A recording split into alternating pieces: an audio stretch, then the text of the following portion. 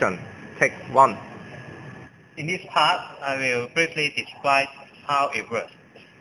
Okay, first of all, over there are 3 boards. The first one is we call it sensory board. It composes of the sensory part, including the blue one, it is the humidity sensor, and the black one, it is the temperature sensor.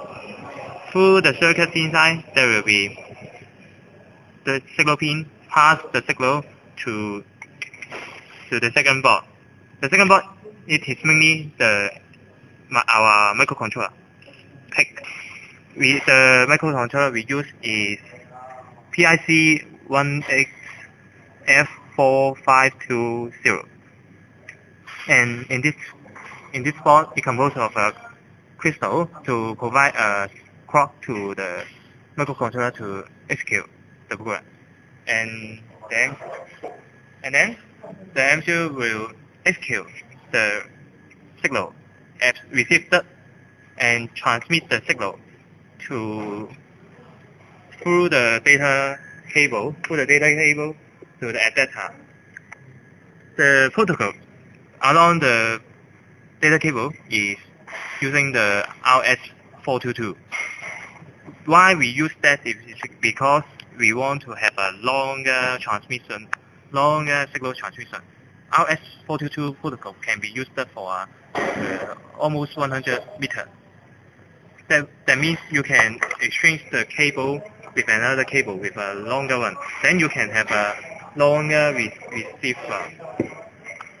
So that's why we want to make this into 2 components.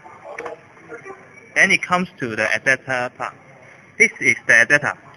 As the computer only can read the protocol of RS232, so we have to transmit the RS422 signal to the RS232 protocol. Let's look at this. In this part, there will be 2 chips.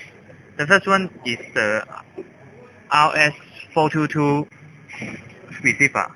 It will receive the RS422 protocol to transform it into a universal signal. Then it transmits to the second chip. It is the RS232 transmitter. It will receive the UART signal to become a RS232 signal, which the computer can read. And then through this port, user port, then the computer can read it.